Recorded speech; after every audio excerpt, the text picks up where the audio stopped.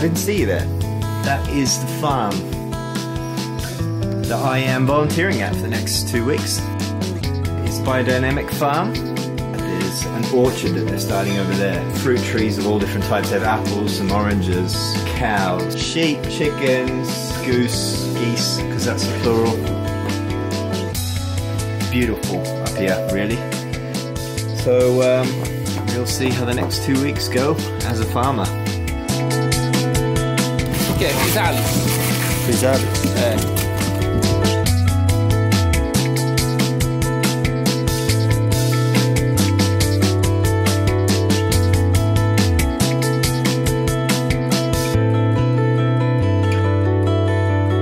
Just been cutting all the weeds around the plant. You get tapioca from it, which is staple Brazilian food. So was cutting that down and had itchy legs and was like, what's going on? Realised that I've been eating. So farm life is pretty peaceful. It's a rainy day, so I'm just chilling out.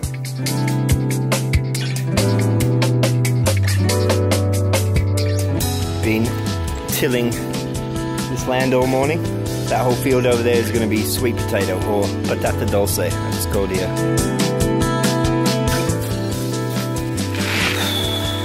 5.5 hours, but my back is fucked, but it feels good to have completed a field.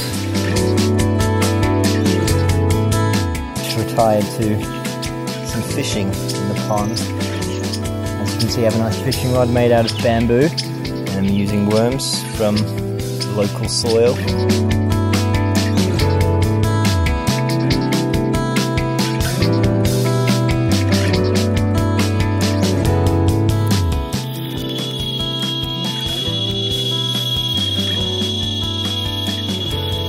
Horns are very sharp.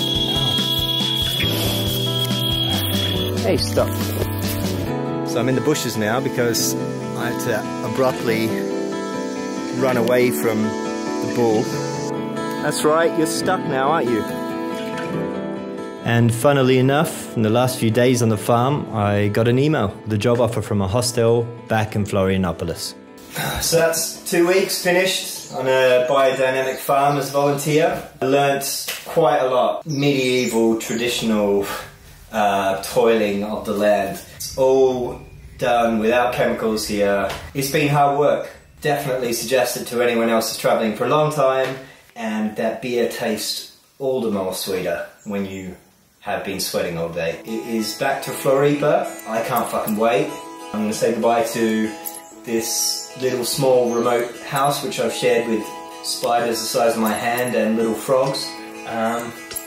Yeah, that's it. It seemed to be working out.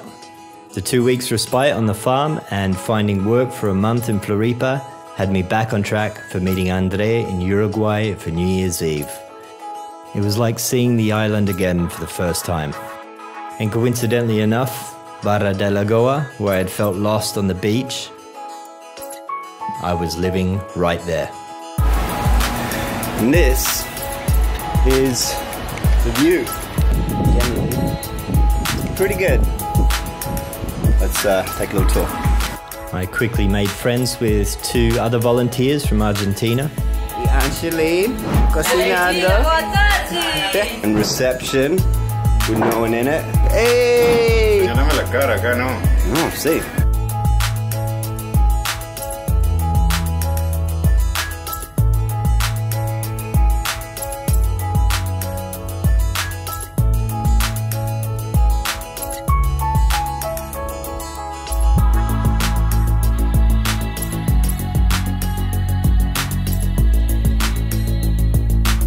Despite being in Brazil, I took the chance to practice my Spanish, which at this point was embarrassingly bad. Necesitaré enviar este a tu madre. Even with the language barrier, we worked well together. Tasks were varied and even included getting rid of a wasp nest. ¿Estás filmando? This is oil. This is media. No sé cómo se dice media. Sock. This is palo de escoba. Y lo sacamos por acá. Embebemos en aceite. Vale.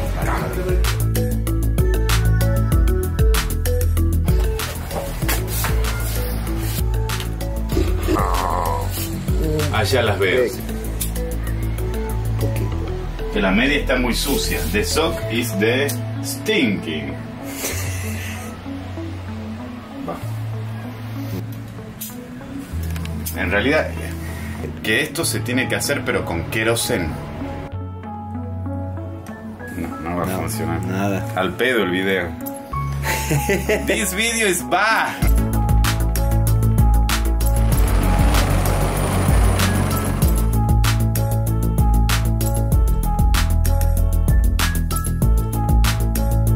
¿Dónde vamos?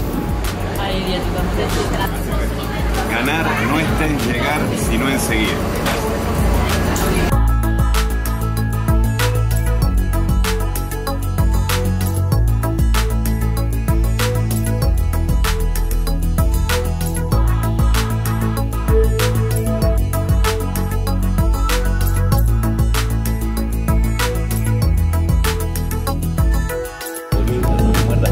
¿Quieren darle? ¿Quiere darle?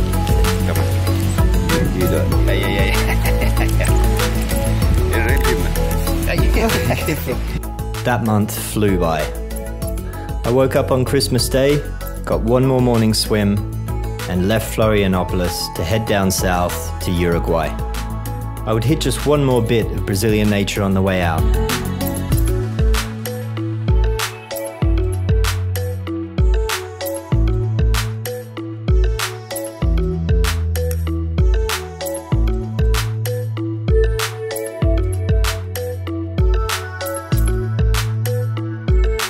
I had never expected to fall so in love with Brazil.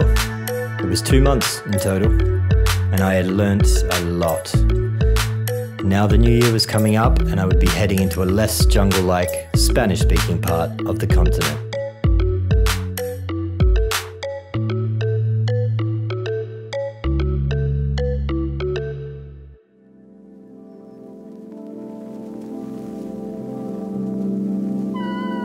I was now in a car approaching Uruguay. André was back in the story, along with 2 of his friends this time, Fernanda and Natalia. ¿Quieres? ¿No vieres? Para amores. That's it. With a quick bit of Spanish practice, we hit our destination.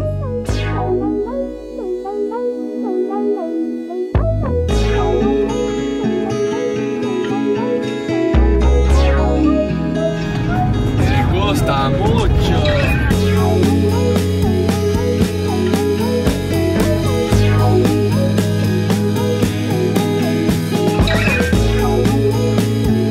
Josh, come to me. Help. Where'd you get all this shit?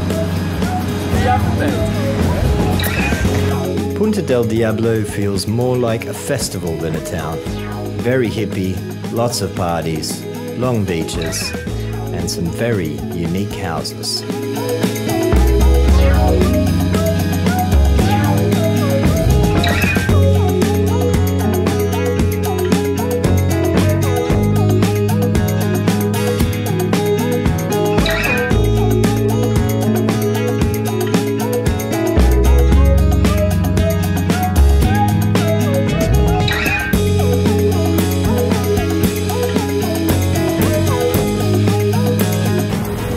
It's living.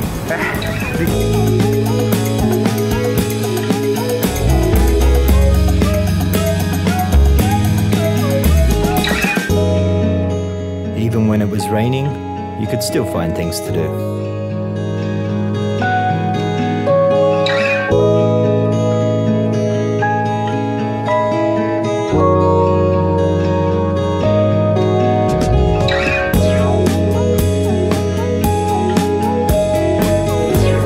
And it's a video.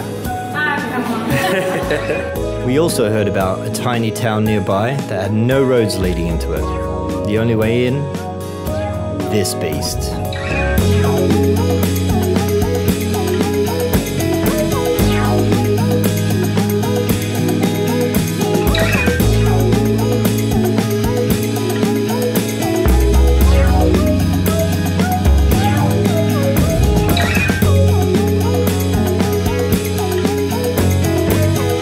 Natural. I can't. Now I can.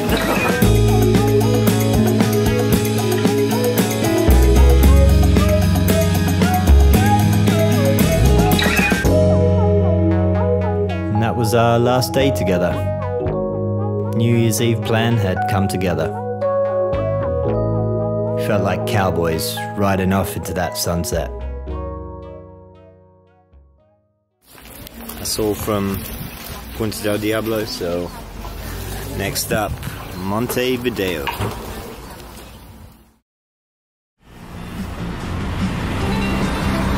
Just landed in Montevideo from the bus. It's my Uber driver, Angel. At this point in the journey, I'd been in Uruguay for a bit over a week, and I thought my Spanish was pretty good. It wasn't, but it was fun to practice. ¿Naciste aquí? ¿Naciste en Montevideo? Sí. Acá en la Ciudad Vieja está lleno de museos. Acá donde vamos a entrar ahora es la Ciudad Vieja. Al lado del Shopping estuvo todo playa. Igual es muy lindo para recorrer la Ciudad Vieja a pie porque no es tan grande. En una época la ciudad amurallada cuando las invasiones de los portugueses. Es una ciudad que fue creciendo en torno al puerto. Después se fue desarrollando, extendiendo. He gave me some great tourist information, great taste in music, but at the time, I just couldn't understand shit. This is Montevideo. I'm on the roof of my hostel at the moment. Fucked up a little bit, left my card way back in Porto Alegre. This is even before going to Punta del Diablo. Come here with the plan of intercepting it via mail. Hopefully I can collect it from the bus station tomorrow, because if not, that is going to be very tricky to get. The hostel owner gave me a quick tour of the building, starting off with his plants. Weed laws in Uruguay are famously very relaxed. My name is Martin. This is Montevideo Lodge Hostel. Quite new hostel. We got a bar in the hostel, cocktails, beers, food. You built most of this? I do all these interior structures. I built this bar, the floor, many things that you see here with wood. And you're Korean, right? Yeah, I'm South Korean. Right. Lived here for 8 years in total. I moved back to Korea, moved back to Uruguay, moved back to Korea. Anything else you want to add? Anything interesting? Come to my hostel, my people, my friend. I love you all.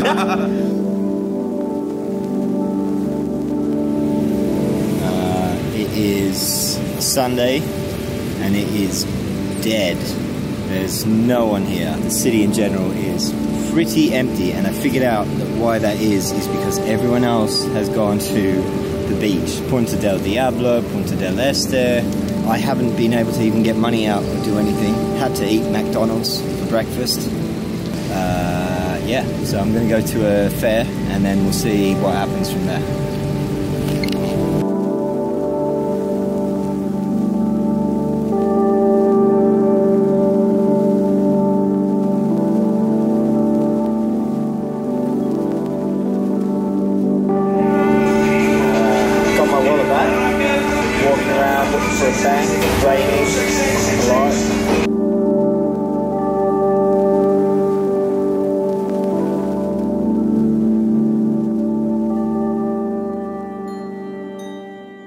It seemed like a nice city, but with everyone out on the coast for summer holidays, it was time to look for somewhere else.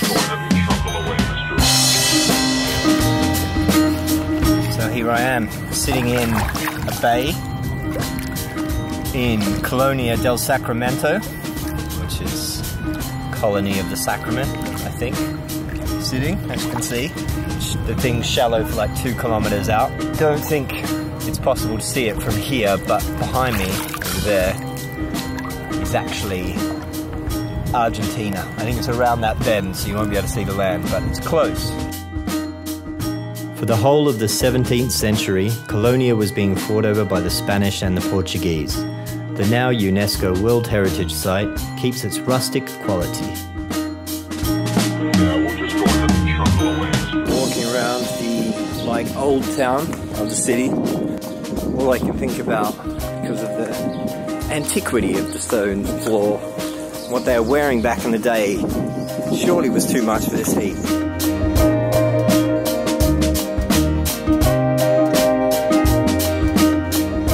Craziest cactus I have ever seen. my hostel, by the way. Mexican gangster shootout vibes. What I can't really seem to get right is when to do a cycle of washing. So I've been carrying around dirty clothes for about 3 days. Because I'm leaving tomorrow morning, it's too much of a risk to wash them tonight in hope that they'll be dry tomorrow. So, another day. What's another day?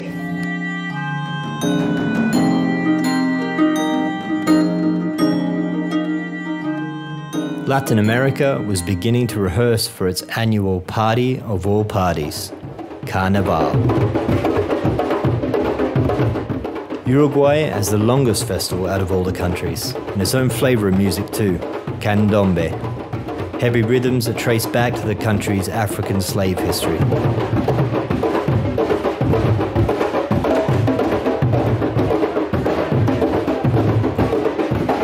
The last day in Uruguay for me, so that comparatively to Brazil has been super quick. And I don't know how I feel about that. I feel like maybe I haven't given it enough time. My plan is to go to Buenos Aires and spend a good amount of days there. Hopefully I will enjoy it. And so that will be country number 3 tomorrow. That's exciting. I caught the ferry the next morning across the Rio de la Plata, and I arrived in a buzzing city. Intimidatingly huge. A mix of architecture looking down at me through the taxi window. This was gonna be different.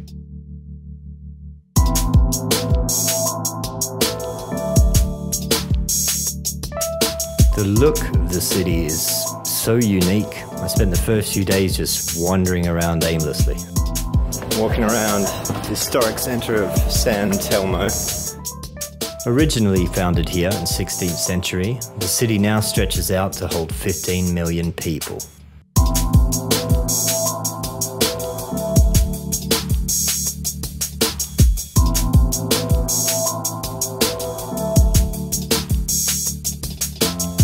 I had a lot of questions for this rich history, and I thought, who better to ask than the dead?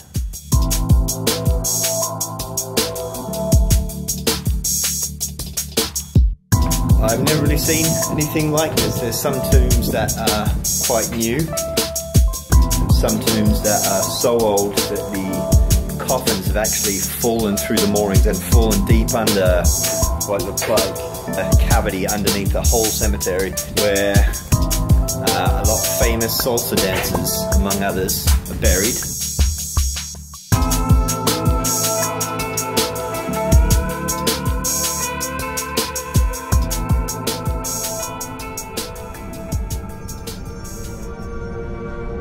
Quite a grey, rainy day as well, perfect for walking through a cemetery.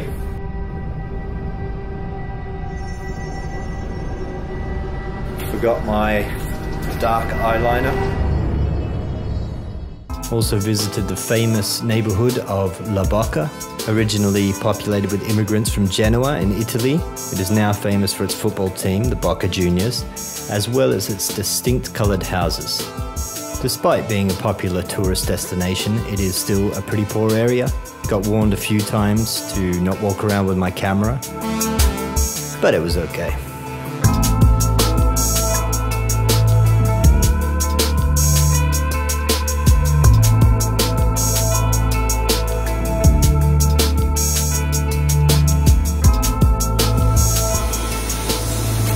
It's Friday, Buenos Aires. Time to get a tattoo. I'd seen a lot so far, and I wanted a memento. I thought back to that epic moment on that island in Brazil.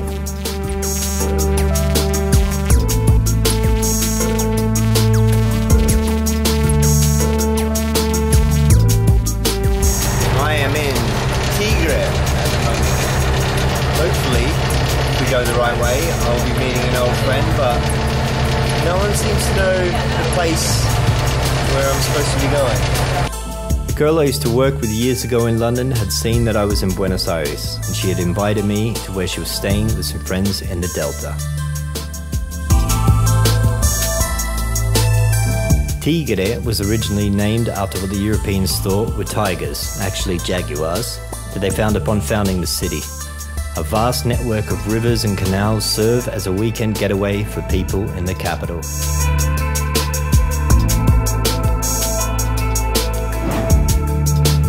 Anna, from 9 years ago? 8 years, 9 years ago.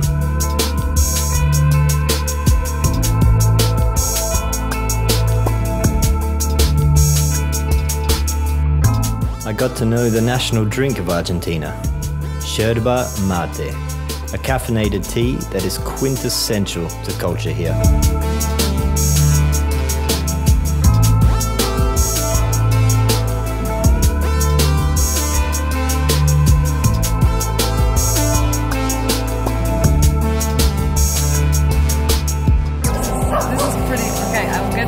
No, that's why it's such a nice frame. Anna didn't like being on camera, but we had a great time catching up. The sun was going down, so she held me a taxi back to the city. Okay, they get it.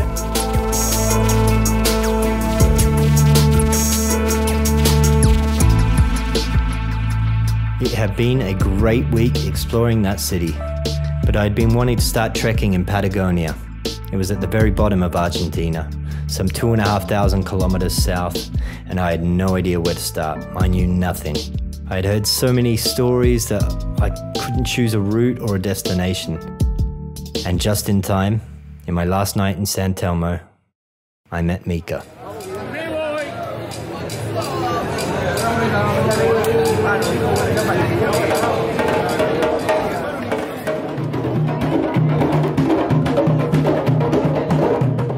As is the tradition, live drums are in the street every Monday night, and I ran into her and her friends there.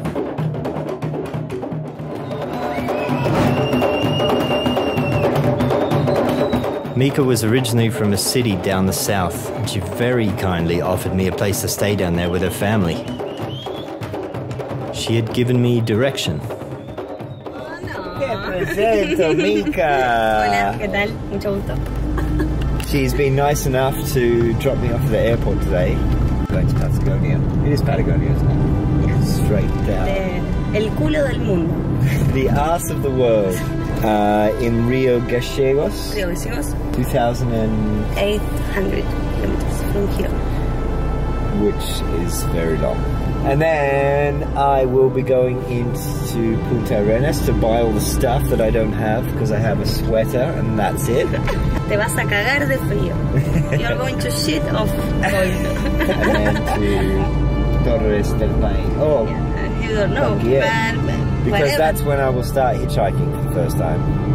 And who knows what the fuck is going to happen then. Yeah. Patagonia, beautiful. Mountains, rivers.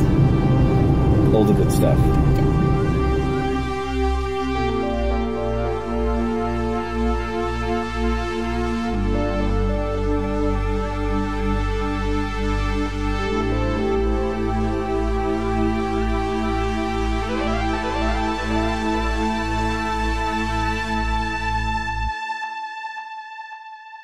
Just woken up in Rio Gallegos, but look where I am. It's the guest room in their parents' chacra or farm. Chacra? Oh my god, has the weather changed, taken quite a turn. I realise I'm very, very underprepared for this. It shows you how big the country is. Yesterday I was having to have 3 showers because I was sweating my clothes so bad, and now I'm worried I might get frostbite. And go see what the crack is with the town. I was now in a very different part of South America. Mika's sister Julie was nice enough to drive me around the small coastal town of 100,000 people. In 1982, Rio Gallegos served as an airbase during the war in Las Malvinas, an archipelago which we refer to as the Falklands. It's still a very contentious subject for Argentinians. The loss and abandoned industry gives the place a very solemn vibe.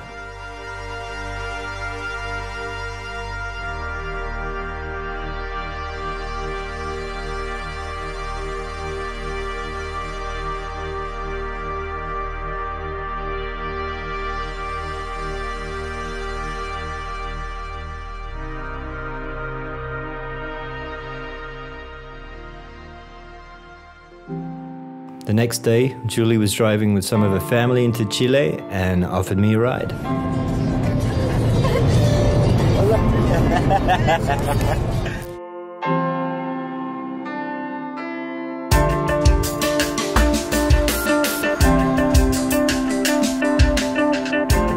I've just crossed into Chile officially.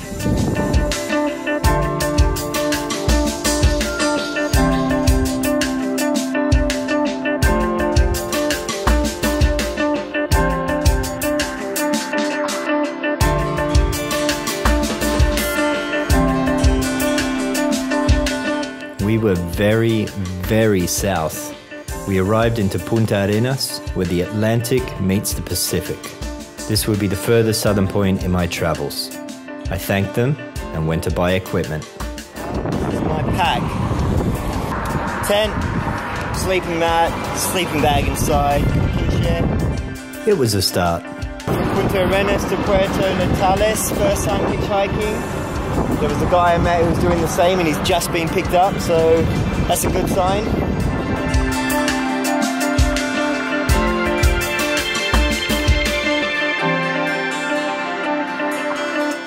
First successful ride to this place. I don't know really where it is, but there's a rodeo on. Two girls, one was Chilean, one was Argentinian. There was a French guy in the back who's been traveling for a year and a half. About €8 a day. Sounds like he's budgeted well. I haven't. First hitch only took 20 minutes of waiting, so that's a good sign. Just there are a lot less cars out here, so.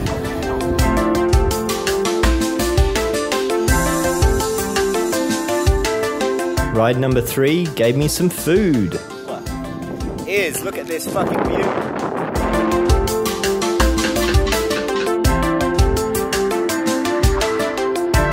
Final ride. Car number 4 had a very good taste in music, listening to Radiohead as we cruised into our destination.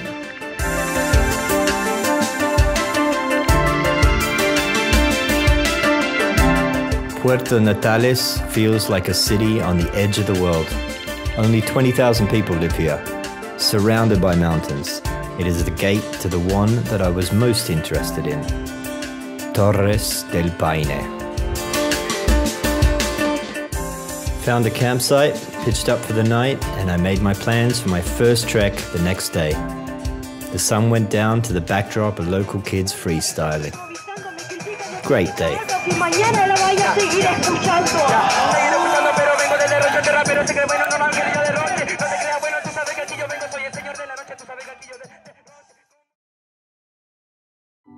Got up early and jumped on a bus that would take us to the national park. It's a popular hiking route and you need to book campsites way ahead. I had not, so I just decided to go for the day and hike up to the Mirador, the lookout.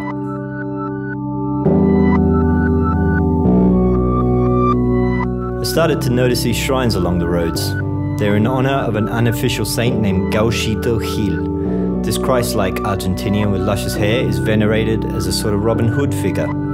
These shrines can be found all over Argentina, as well as parts of Paraguay and also here in Chile, where they leave him flowers and alcohol in return for blessings. So, found camp. It's not free though.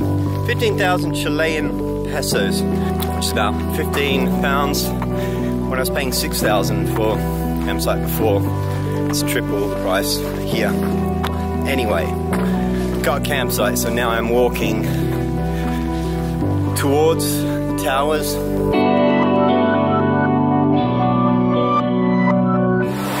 2 people or 1 Chris Farley.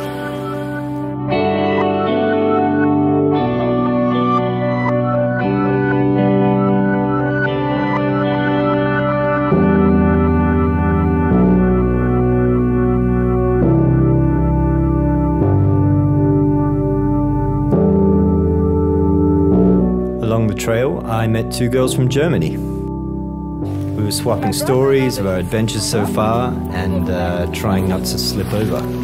Whoa! Spontaneous dance move!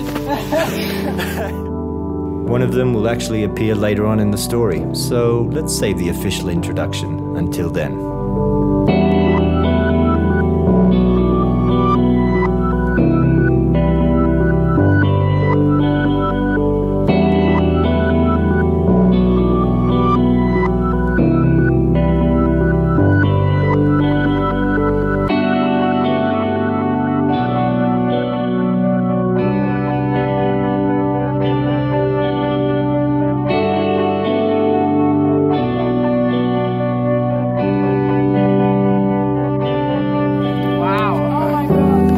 We arrived just in time to get a glimpse of a majestic local. That's a condor, mate. Yeah, kind of posing for you. Yeah, he's showing up a bit now.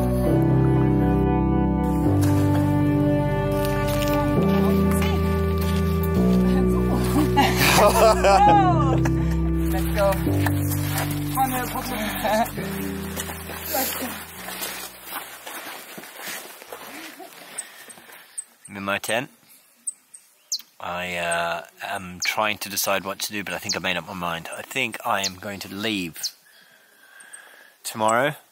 I'm so glad I came, because epic. You could hear the sound of like the rocks or avalanche or something cracking up in the clouds and echoing around the top of the mountain.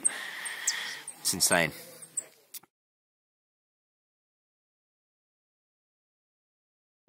So I was waiting for the bus in the entrance to the park and sat down in the waiting room. As I sat down, a documentary started on the television that was there about pumas. And I asked one of the rangers if she had seen one, and she said that yesterday on this trail some rangers saw a mum with 2 cubs walking around. Thought I'd go and try and spot one. As you can see, it looks very much like their habitat. However, she said they can be dangerous, but mostly tend to stay away from humans. That's why they're usually quite hard to see. Something has definitely killed that. They're not called llamas, but they're basically llamas.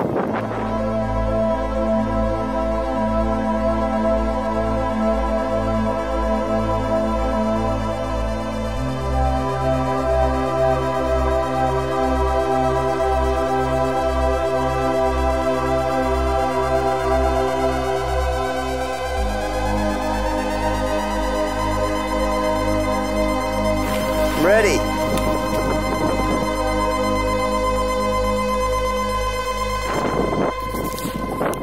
No pumas, unfortunately. Leftover Wanaku bones, like that guy over there. Yeah, I'm talking to you. But nice way to leave it. Full of mountains. So next, going back into Argentina and going north.